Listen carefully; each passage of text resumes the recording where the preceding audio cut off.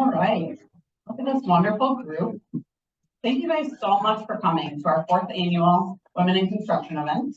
For those of you who don't know me, my name is Jessica Novak. I work at Windemuller. I've been with the company for about 11 years. I'm the design build project manager here in Traverse City. A couple housekeeping things before we get started with our wonderful panel. I would like to thank our committee members for the wonderful event that they put on for you today. Marika Bevier of Marika Bevier Consulting, Robin Hill from D&W Mechanical, Glenna Wood from Godwin Zuback, and then our Windemuller team from Bumgard, Scott Young, Terry Kellogg, Bree Waddell, Brenna Alton, and Shannon Cook. They worked really hard to put this event together for you. We give them a round of applause.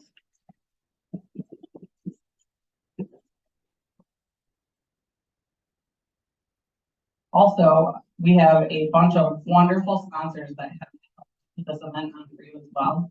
AV sponsors this year is D&W Mechanical. Our food sponsor is All Phase Electric and Enbridge Energy. Our bar sponsor is Cunningham Limp. Our general sponsors are ABC Greater Michigan Chapter, Cherryland Electric, Craig's Tiding Associates, Gosling Zubeck, Grand Traverse Construction, Hallmark Construction, Kendall Electric, Kent Companies, McAllister Rental, RCI, Summit Fire, Team Elmers, and Triangle Construction. Our vendor table sponsors are Medler and Kendall Electric. In-kind sponsors, we have Traverse Reproduction and Charity Republic. Also, I'd like to thank the Del Mar Hotel for being a wonderful host. Without further ado, I will introduce our panel. First, we have Lisa Leedy. She'll be serving as our moderator today. Lisa is a collaborative economic developer with a passion for empowering small business and communities. She's the executive director of the Builders Exchange of Northern Michigan and is serving as the vice chair of the Networks of Northwest Board of Directors. Second, we have Sherry Prevost, is the co-owner of Surfaces and has 25 years of experience in the construction industry. As a single mother for most of her career, she's had to face numerous obstacles and challenges. However, she has balanced her responsibilities with grace and efficiency, and that has made her stronger and more resourceful. Next, we have Tanya Wildfung. She is the Communications and Marketing Director for Team Elmers. With more than 30 years of experience, Tanya has been an integral part of the company. Not only does she have experience in estimating project management, but she also has hands-on experience with equipment. Last but not least, we have Devin Hill. He is the Senior Operations Manager and Corporate Safety Director for Windemuller. With his more than 50 years of experience in the construction industry, he provides a positive outlook and approach to the changing culture that is needed to diversify your workforce. Can we give him a round of applause?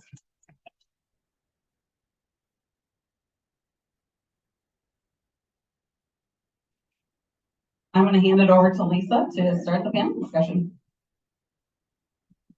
Welcome, everyone, and thanks for having us up here. I appreciate the invitation to be part of this. It's an exciting group. I see a lot of faces that I know, and I see some new faces, so this is pretty cool. We just wanted to let you know that at the end of the discussion, we're going to talk about some things up here and ask the panel. We are going to have a Q&A at the end, but the Q&A is going to be the opposite of what you're used to Q&A. Our panelists are going to ask the audience questions. We want to know what your takeaways are after this discussion. So things that you can implement, ideas that you can take back to your companies. So be thinking of things at the end that as our audience gets called on to see what you can implement in your company. So keep that in mind. So our first question here for our panel, we're going to ask one person the first question. Our focus is diversifying your workforce. So what does that look like in your mind? And I'm going to ask Tanya to answer that.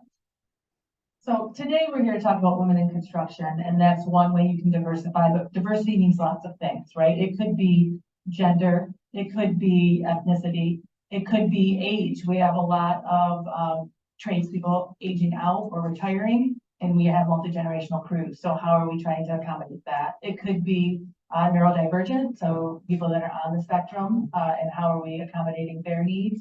It could be physical, many different things, and we're here to talk about some of those today. Awesome, thank you. So we'll jump right in. Some of the barriers that we hear to diversifying the crew, particularly in the case of women, are physical barriers in thoughts that maybe women don't have the physical strength to do the job, or difficulty in scheduling. So let's start with Sherry. What suggestions do you have in addressing these barriers? So last week when we had this run through, oops.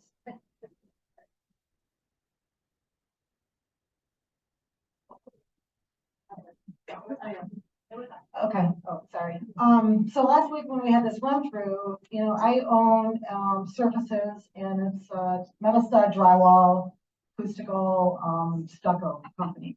So our materials are heavy, and we do not have a lot of women in our industry. We've had them throughout our past, and, basically it's tough. So I asked the ladies in the room, and Lisa here, she's like, well, you have to figure it out. You have to work a little stronger. And then I got to thinking, and I got this little bracelet from a friend of mine that said, if you ain't got horse, ride cow. So that just made sense. Work with what you have. Be resourceful. And I think a lot of women out there, we're very resourceful. We can make it work. We make it work with schedules and work, and we can just, use our tools to do more. We had this little girl right before COVID, and she was 110 pounds wet, and she wanted to do drywall. So she came in, she learned the trade, she was finishing, she did a great job. She did not come back with us after COVID. However, she's out there doing her own thing. And as a larger company, we can't do, if you call me up and say, Sherry, drywall's hung in my bathroom, I need a finisher. We're just too busy right now. We can't do that. But this little girl can. She has found her niche. She learned, and she went off, and she's doing it herself. And I'm super proud of her for that. So there's ways. We talked about tools as well, right? So if there's a physical limitation, is there a tool that might be able to help that? It can help your whole crew. So it might be, in our industry, you might have rotator cuff issues from doing work, or lifting issues. So any of you that have been to expos, they're making equipment that's making it easier, that'll take less toll on your body long term. And that goes crew wide, right? So look at the resources that are available, try and find if there's tools that can help your entire crew. And I'm gonna jump in.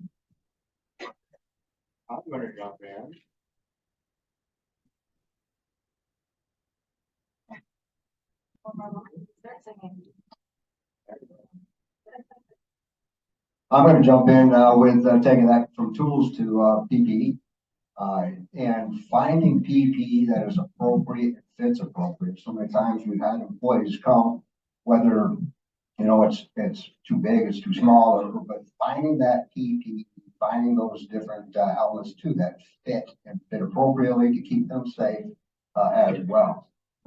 We just can't fit everything into a men's world of clothing. There's size barriers, there's shapes barriers, and there's PPE out there that is made for that. So, getting ourselves away from just buying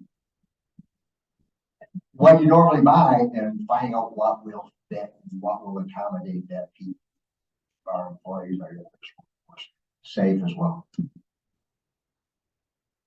So we talked about tools and different things that would make the job fit the right person, and physical isn't the only aspect. There's other things with people with scheduling. We talked about, varying shifts and things like that. So it really comes down to tools and innovation, I think, are the two key subjects there.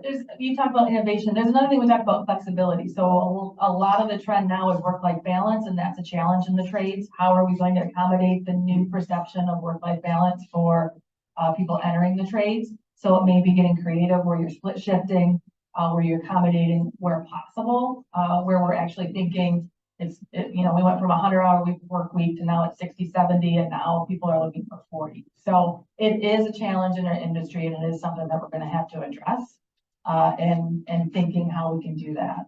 For us, we're trying to accommodate as much as possible. If you're on a paver, you're going to be on a paver the entire day. We haven't been able to crack that code yet. but we are split shifting some of our trucks when possible, so that we can accommodate that. We are letting people that want to retire and work 2 and 3 days a week, come back and work 2 and 3 days a week. You're doing what's possible. So, same thing will carry over, for people that have childcare issues. We know others that are looking to create childcare within their workforce. There were some barriers there before. With the new legislation, there are less barriers, but it's still an issue. So to do that, to try and accommodate that, we understand that those are hurdles, but those are the considerations that we as a workforce need to consider if we want to include others that have those challenges. Thank you. So in our discussions, as we talked through kind of how this was going to go and just different things that were important, there was a recurring theme that kept coming up, and it was based around the culture and how important it was to shift the culture to maintain a diverse workforce. Devin, can you start with the subject and give us an idea of what it would take? Why does it need to happen? Why is it important to shift the culture? Talent. We all talk about in our industry the lack of people coming into our workforce. There's a great level of talent available out there that want to break into the workforce, but why do we tolerate within our workforce, within our culture as a company? What are we doing in our culture to change the narrative to get away from or break away from this is how we've always done it? This is how we've always responded to that negativity. You know, we can call it out what it is. It's a man's world. You have to have thick skin. You have to tolerate the negativity. You have to tolerate the bullying, the abuse, the harassment. No, change that culture that's not acceptable. When we change that culture, that level of abuse, that harassment is not acceptable, we will acquire talent. We will have a diverse workforce. They will have a safe, that's another thing. We have to create that safe workplace, that place where our employees feel safe each and every day. So they're not coming to work and feeling threatened. They're not coming to work feeling harassed. And we don't accept that. The narrative has been, you know, just put up with it. Just get thick skin, just tolerate it. No, let's change our culture to not accept that bullying, to not accept that harassment. Create that safe workplace. When we've created that place and identify people that people can go to if they feel threatened, and they feel that that threat has been responded to and that they've been heard, we're going to acquire good people, diverse people working in our crews, giving us that next generation of leadership and expertise in our industry. I think that's changing. You're not working. No. Anyway, my son's in the office now and he's 24 and it's nice to see, you know, I see some faces here, but it's also nice to see a lot of people under 30. I love it. It's great, especially you girls out there. So Cole's in the office and the other day I said something and his response was like, he said that to you, Mom? I can't believe it. What did you say?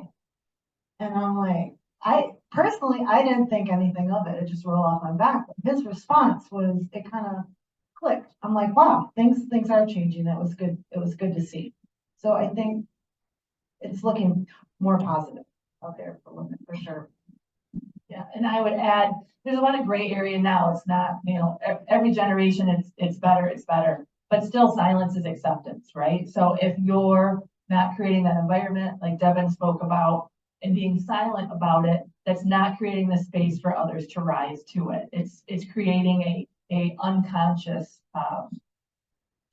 will to stay silent. So you want to promote something other than that. The other option or the other story that I wanted to say is we're seeing coworkers step in. So it's not top down, it's side to side, where everyone's line might be different.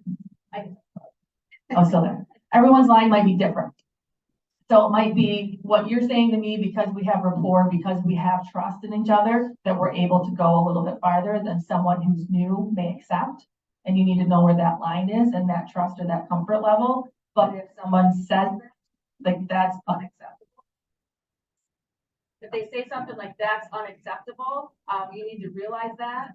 And we had an instance where the coworker didn't see that. They were trying to create camaraderie by joking around, and someone said, that's my line. That's not right.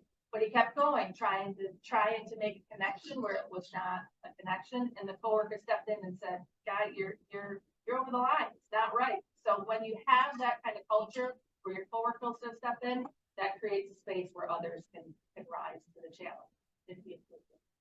And family, creating that culture of family where you're protecting each other. And when it might not be within your own crews, but if you hear that negativity coming from other crews out there, that we're protecting our employees. And our employees feel that they have protection because we're family. We're protecting our brothers, we're protecting our sisters. I think that spills into when you're on a job site with other companies too, and I think that carries over, and I think that that message gets heard by others as well.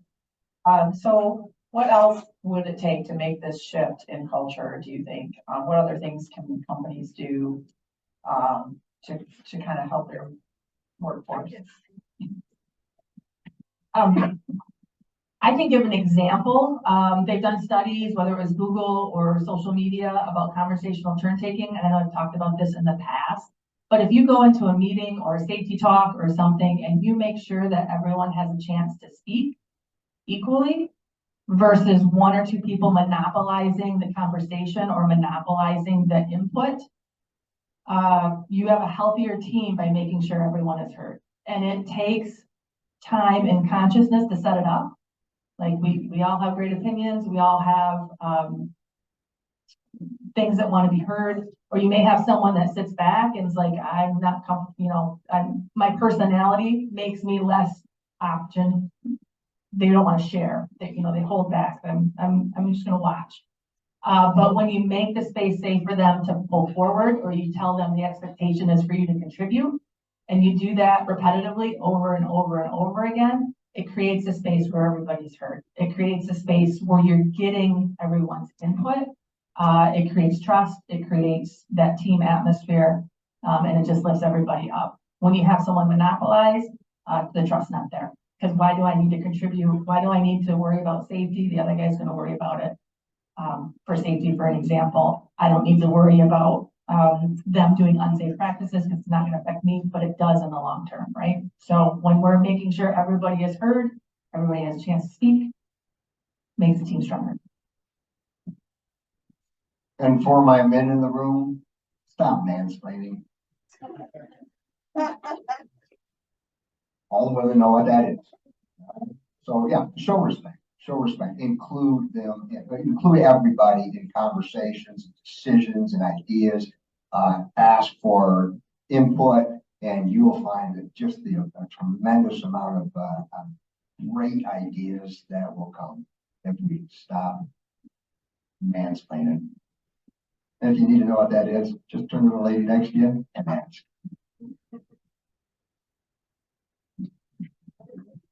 So let's get into a little bit on the benefits of a diverse workforce, because I know that, there's always been that kind of thought process that there's, it's been construction is kind of a man's industry.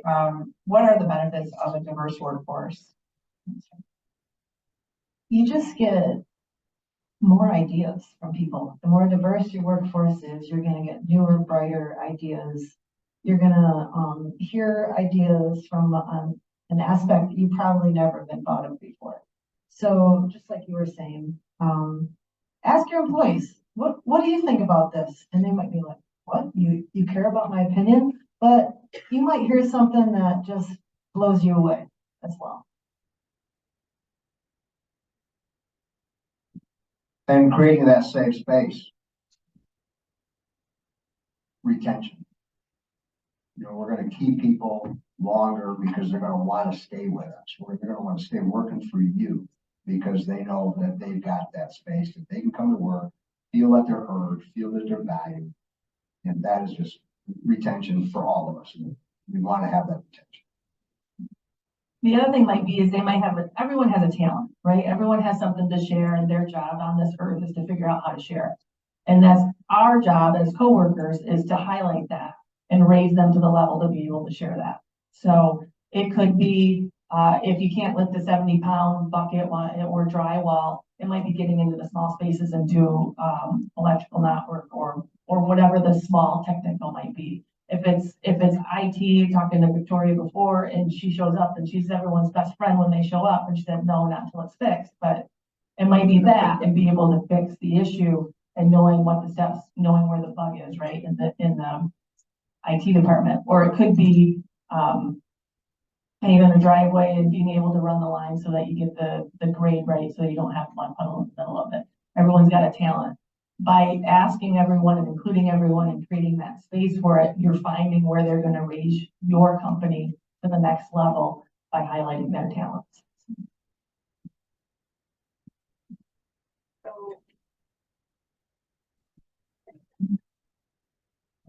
So in addition to that, I think your company's reputation is improved by having a diverse workforce and having a safe culture. But there are statistics all day long that you can Google. You know, you go to the Google machine and you Google this, and your bottom line is going to improve. There's a million different studies that you could cite that says your company is more profitable with a diverse workforce. So I think those are some important things to think about if retaining your workforce and attraction and those types of things aren't the highest on your priority list. Your bottom line definitely should be. So speaking of attraction, though, I wanted to kind of go off a little bit. I heard a statistic in an economic webinar that I listened to about a week ago that said right now in Q1 of 2023, there's a 23% reduction in the workforce in men between 16 and 24. So with that being said, women actually have almost the same amount of an increase in that age range. So what strategies can you suggest to other companies to attract women to your companies or your industry or construction in general? That's a tough question because we can't build from home, right? We can't build a house from home. We can't work from home. We have to go out there and we have to do it. So I think that's a very good question. We at Surfaces, we make sure family comes first. If you have an employee who has a school concert, Christmas concerts, conferences, sporting event, by all means, get the hell out of work. Go see your kid play ball. That has been what we do from day one. We're very, very flexible with family across the board. And it's the acceptance factor when you get the question. So I had someone share a story with me earlier, not in this room, but they had to go to an event for their child. And they got a little pushback of, give me the details. And she felt like she was just not respected for that responsibility. And then a coworker a couple days later had to go do a vet appointment with their dog, and the person was all over sympathy for the dog and what you had to do, and went out of their way to support that. So how are you approaching when they do ask? Because it's very difficult to ask. So for some environments, it's very pressure, right? We're on deadlines. We need to meet schedule.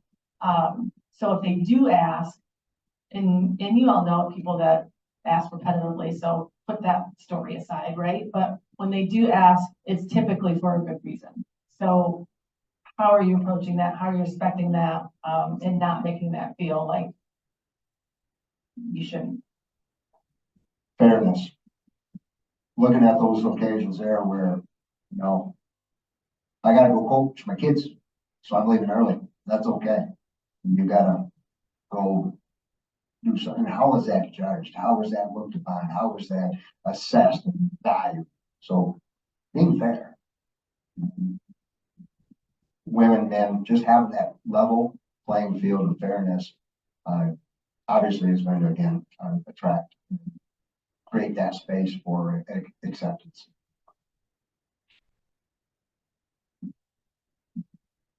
So I see a lot of women here. I see some that I know are in construction. I see a few that I know want to be in construction.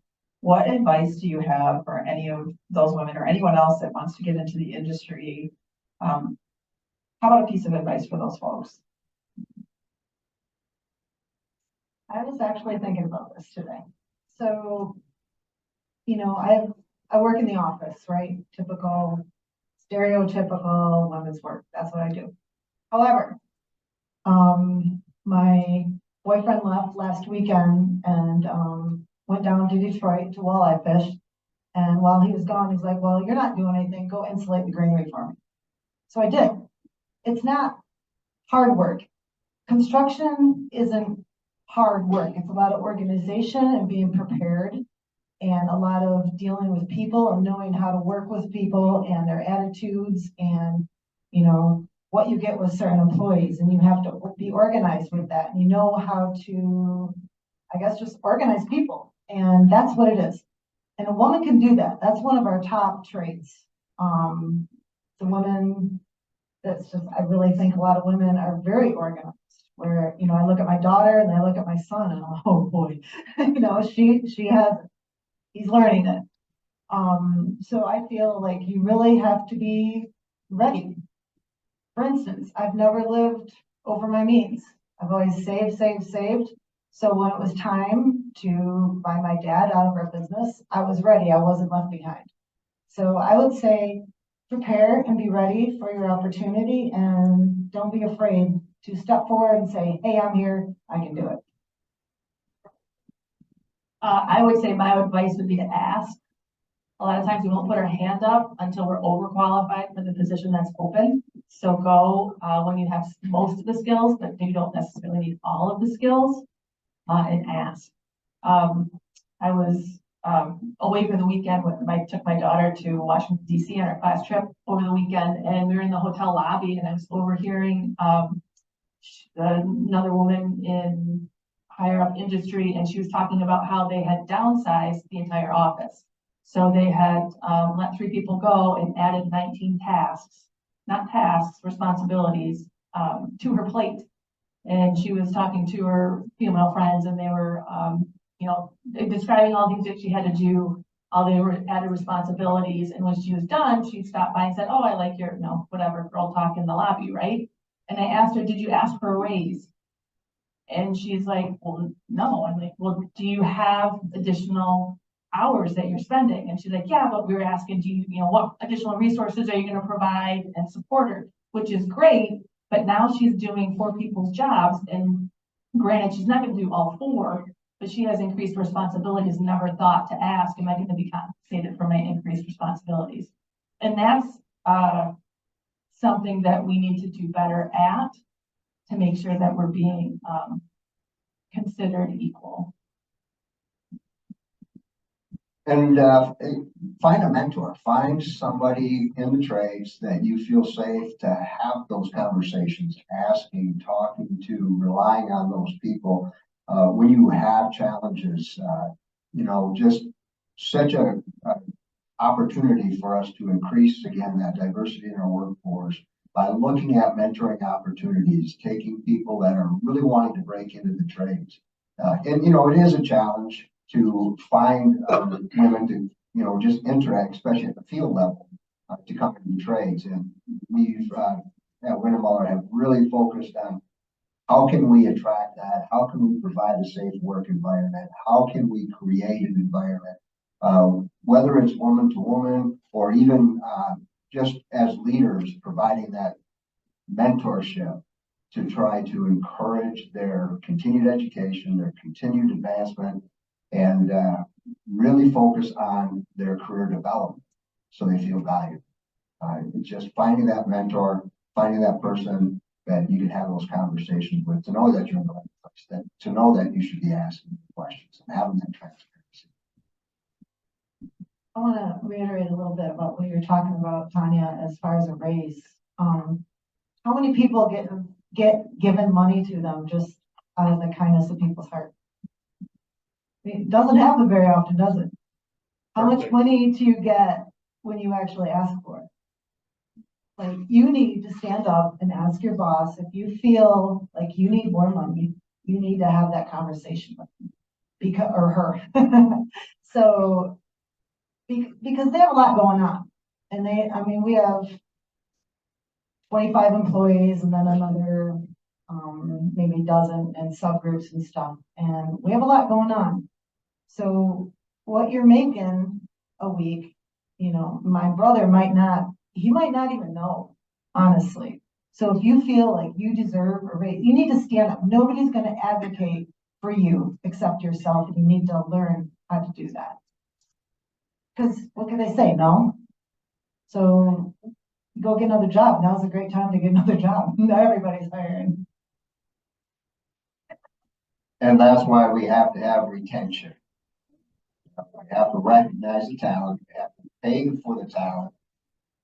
Saying that, we got one. But no, we do, we have to recognize it and honor it. And yeah. So back to your point about mentorship, it made me think back, for those of you who don't know my prior life, I owned a low voltage company and I worked for most of the electrical companies in this region. And I had two mentors that stood out in my mind, and I attended a leadership seminar last week, and we talked about this, and you were to think of your mentor. And actually both of my mentors were men. One of the people who taught me how to do the job that I was doing in low voltage, who believed in me, was a man, and another person who believed in me in leadership was a man. So don't restrict yourself to think that you have to have only a woman if you're a female. If you can find someone, Devin's a great example. If you can find a man who will mentor you. My dad was another great mentor. My dad taught us how to use every tool, and I taught my daughters how to use all kinds of things and do things for themselves. So they didn't limit themselves to only a certain traditional type of career. So I think it's important to think of that when you're looking for a mentor, or if you are looking for a mentee. All of you men sitting here could easily be in that role. So I think it's important to remember that. Speaking of which, I just want to stop for a second, and I want to ask anyone in the room who would be willing to be a mentor to raise your hand for a second. Okay, so those of you who are looking for a mentor, you see all these people here that are willing, so connect with someone. And if you don't know who to connect with one of us, and we'll connect you with someone. So, okay, just looking at time to see where we're at here. I think it's time for us to turn the tables on all of you. And I think the panel is going to take turns asking the audience for some of your input. So, questions as well. So does anyone have questions before we get into the turn the table part? are there questions of the panel?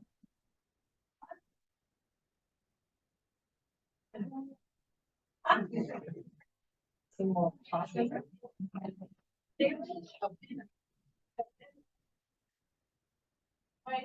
far as how to go about the track.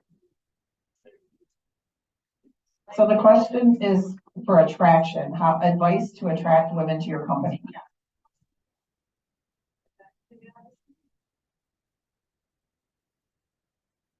Well, I think women need.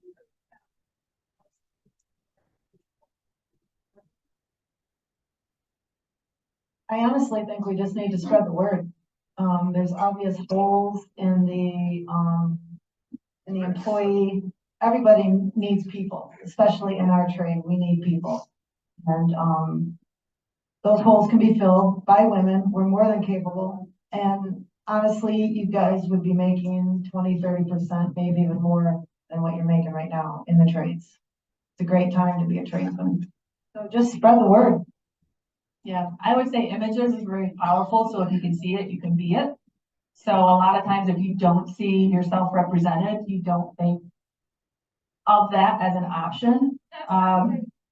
I can give an example of a local builder who actually talked to someone and put them in their cabinet shop. And she was a high schooler and was very organizational, had personality of organization and being able to interact with the client, find out what they need, and they trained the skill. So they found the person and then trained the skill. that person didn't even think of that as an option, and now they're on the career path of management and long-term, commitment, and being able to, house, home, insurance, all the things that is the American dream, right? So, but without that, without going out and saying, hey, have you considered? Because it's almost like paralysis by too many options, right? So when you graduate high school or graduate college, you don't know, there's too many, like, where do I go? I don't know what to do. But if someone's alongside you talking, hey, have you considered, or why don't you try this, and know what you don't like. So come over here and come out on this crew, or try this. What do you think? And then nurturing that in that relationship versus just leaving them out there on an island and not feeling like they're being mentored or taught or considered for improvement. Because the generation now, if they're not improving in 6 months, they're like, come on, what's taking so long? Why am I a foreman yet? Well, don't know how to rake asphalt yet. So we need to figure that skill out first. But if they can see that progression, if you can tell them, okay, here's your first stone for training, and then your next stone, and then your next stone. So you see how we're building this bridge over to promotion. These are the skills that you need, and then we'll continue on. So long story, I know, but it's asking them to come alongside you and telling them, have you considered? Because a lot of them won't consider it. They don't see it. And I got a longer story. I'm going to take this on two sides. My Wendy family out here. Who are our best recruiters? We are. We are. Absolutely. We are. So when we're looking for staff, we really count on our team, our family, to look at family, look at friends, look at resources, look at people that are out there, and encourage coming into the trades. So we rely on that recruiting element. And because of our culture that we're working towards and creating that educational training development culture of diversity, we got some great superstars, and they're in this room. Our office staff and our field staff, awesome rock stars. Who are our best recruiters? Our people. Secondly, back here, our NMC folks. We have a great training platform. We have a great educational building, technologies, facility that has a student body that comes there. Windemuller and NMC, we spend a lot of time looking within that town as well, using the college, using the school, using North Ed as opportunities to see who those students are. Talk to the counselors. We had a great event just yesterday, talking to about 20 school counselors about the building trades. And I'm going to ask Heidi, how many of those counselors were men? One. The rest of them were women. What did they do while they were there? They welded, ran machinery, and we built shadow boxes. Exactly. They did some carpentry. They did, and to have that exposure in our industry, in our school system, for those counselors to see that we're working towards that diversity.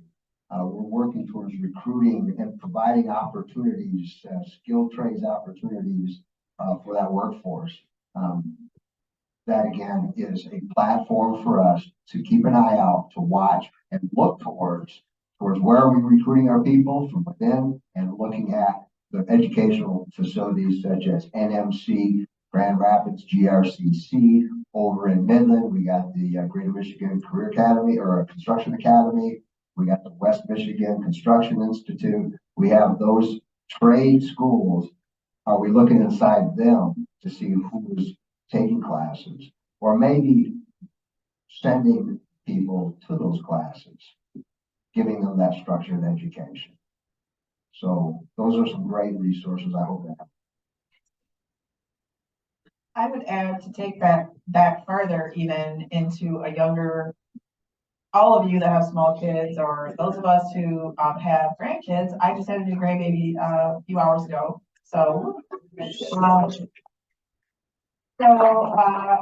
would like. Do they want to? I'm certain, and I'm pretty certain that she's going to drive some heavy equipment at some point. I would say that any youth that you engage with or spreading that word and introducing those kids to any opportunity for any skilled trade exposure. I was a Girl Scout leader for 12 years and I was not your crafting Girl Scout leader. I was travel and let's go like cut something down and build something. Let's build a birdhouse or whatever, or let's go travel to New York or something like that. I was not that typical, but I think there's a lot of opportunities that every single person has with either your own children or your neighbor children or other people that you're exposed to introduce those kids to an opportunity to do something tactile with their hands, to be able to do something, to learn something, or introduce them to that industry. I just learned about something called Stinky and Dirty. That's a cartoon for children that is about garbage trucks and heavy equipment loaders. So if you haven't checked it out, you should definitely check that out. I have a 2-year-old grandson also, so. But I think it's important to introduce our youth and then create that pipeline for talent moving forward because, you know, it's not just the people that are in the workforce today or next year's people that are going to be in the workforce. It's looking at generations to try to create a pathway for skilled trades again. So, are there other questions? I have a question, but kind of an answer back to her question. What would make it more attractive for women to get into this industry? And I think you guys touched on it already, but just maybe in your Indeed ad, it says flexible schedule, family oriented. Those are things that, you know, sometimes single moms, you know, they're never going to go sign up for a job where they know they can't. Yeah. So I would say that flexibility. I was at a leadership in Washington, D.C. last year, and with the young professionals, they were talking about all these big businesses. We're talking about how they've incorporated, you know, mental health days into they're doing everything that they can to get just workforce in general. But they've incorporated, you can take off as much time as you want. It's not going to be paid. Obviously, these are bigger companies and they have that flexibility. But there's a lot out there to try to get, and it's not just women, but, you know, that younger generation into construction in general. Thanks, Heidi. Are there other questions? Please. Yes. Question. So how many of these companies, like I work already a full-time job from 8 to 5 weekdays, but I am interested in building my experience in the trades. So where would you recommend looking if somebody wants to begin building experience after 5 o'clock in the evenings and on Saturdays and Sundays? So the question is, she already works a full-time job. Where would she turn for some after hours or weekend experience? So Devin nailed it on the head. NMC has the after hours. Most of their classes in their construction trades building is after hours. We did a pilot program for Elmer's for construction equipment operating because there isn't a program north of Lansing that has it where you get into equipment. Our hurdle was that Monday through Friday issue. So we're looking at trying to tweak that if we could do an after hours program to allow people to gain skills to that. So there's workshops. NMC is bringing in a lot of certification programs where you don't have to have as many hours. So it's small. It's like a workshop day or week after hours. So opportunity, but it's trying to go find them. So trying to get you connected with that. If you have a path that you're looking at, we can definitely talk to you about that afterwards and find something that might fit. Thank you. Other questions? Okay, so now the panel is going to ask the audience questions. So. Yeah, it's just when we were talking last week, the typical question and answer discussion came up and how do we handle it? This whole panel discussion is not to great talk about it and then go away and forget about it tomorrow because we have deadlines to meet. We really want to encourage you to pick one thing from the discussion and decide how you're gonna implement that, moving forward. So that's the question. What's one thing you're gonna take from this discussion? We talked about a lot of different things, a lot of things that you could implement. We're looking for one thing that you're gonna choose to do moving forward. And we're curious what that one thing is. And if there's no volunteers, Devin's gonna call them. Jack. Snuck out. I'm good. Can you do those cards? Is he not there? Are there any volunteers? Anyone have something that struck them that they're gonna implement?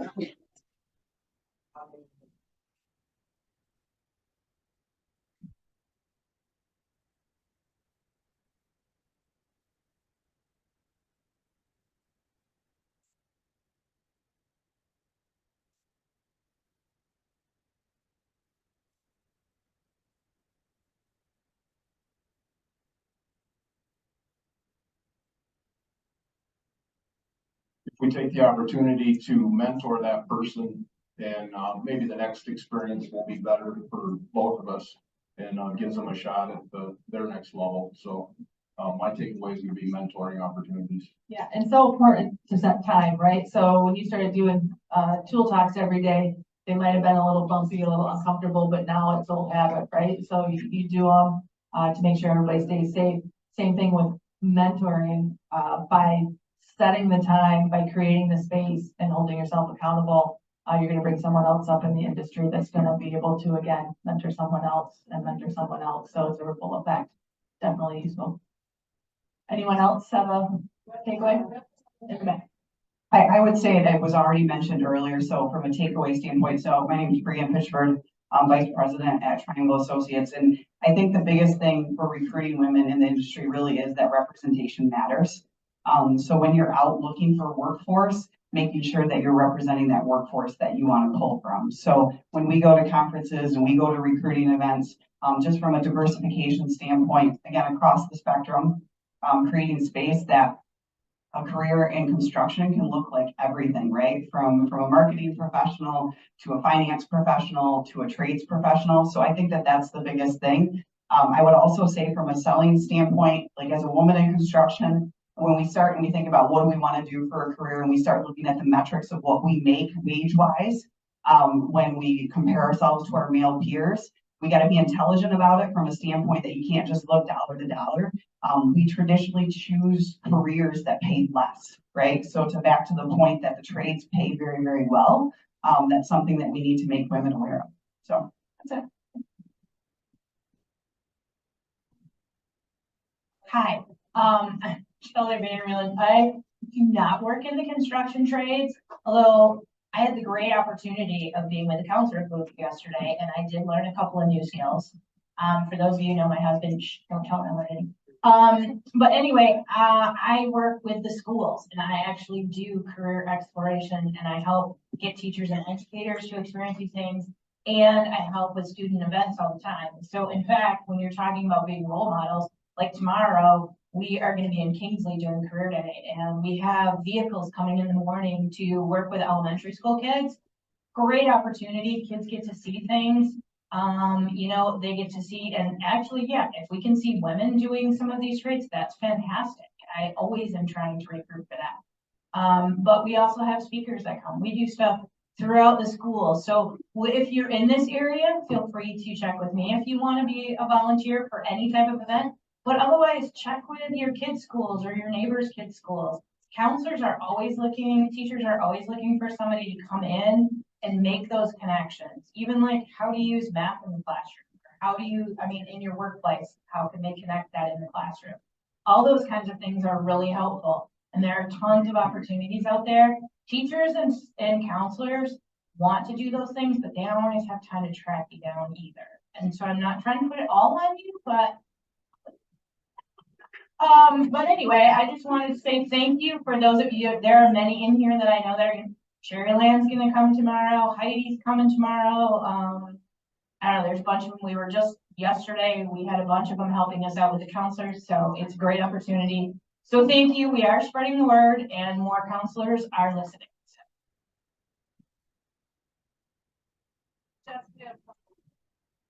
That's a big deal.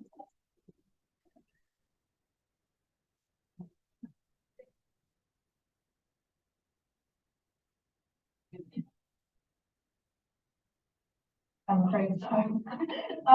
One thing that I'm gonna take from this to overwork is definitely a safe workplace. Being in the field and concrete industry a lot, working with all the guys, they have tempers and stuff, I'm just learning that a lot's not acceptable sometimes, especially with emotional women sometimes. So that's one big thing that I'm definitely.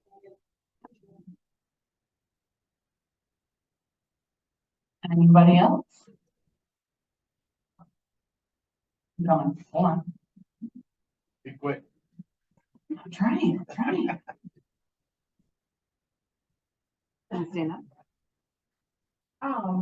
My question was on compensation, I guess. How do you determine your worth? I think only you can determine your self-worth. Not self-worth. I mean, there's just such a variable in numbers, right? And also like, I guess material too. Is there anywhere to go where you can like figure out, as far as like purchasing material, what an upcharge is, and then also like, Oh, you need a mentor.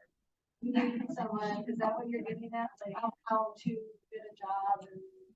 kind of, I mean, so what I do for my work, I provide maintenance services to property management companies. And so I have a wide variety of skills, I guess, like anything that a home needs, I either provide or I find somebody that can handle it, you know? And I guess, just like determining like, I guess what a proper, like compensation would be for, such a wide variety of skills, you know? Well, I'll give you an example. My sister-in-law had a plant business. She would plant flowers in people's houses on the lake, you know, summer people. And this was, she no longer works, but, she was doing this before COVID and she was charging $45 an hour. And she was busy. So she thought, well, next year I'm gonna raise my rates, $55 an hour. She got 10 new clients. She's like, this isn't working.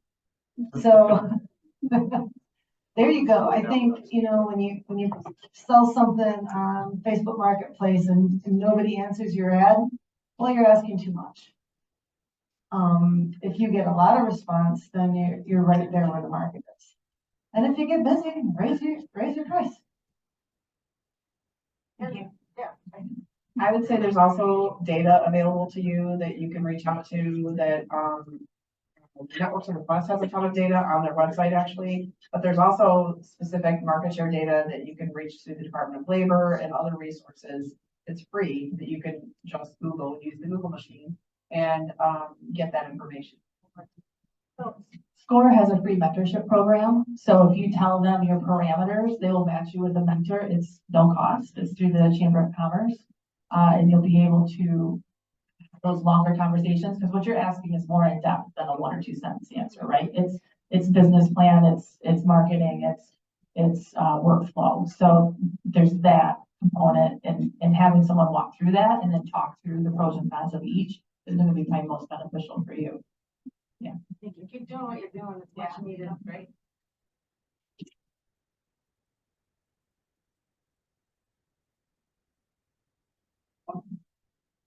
I have my takeaway. I'm with Matt Custom Homes and we have a pretty seasoned crew, hands-on. And so changing the narrative and from this is how we've always done it. I have a 19-year-old, thankfully, on the crew now, and hopefully we can get the guys to listen as much as they are mentoring. And that's not to discount them either. So they have a lot to pass on, right? So it's trying to find that niche of what you have. It's your responsibility to pass that on, to train your replacement, right? Because at some point, you're going to go and hopefully have fun. You're going to retire or whatever that looks like. But that's learned, that's a institutional intelligence that's not recorded anywhere. We're losing that every day as people retire, and that needs to be passed on. And having that conversation with them, you have knowledge that these people need. How are you passing it on? How are you making sure that they develop that skill? Fantastic.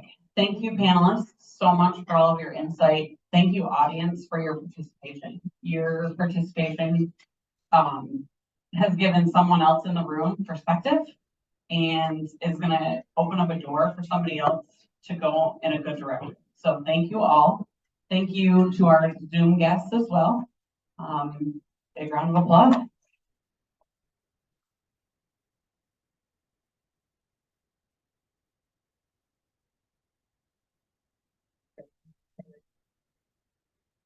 We're gonna do door prizes now.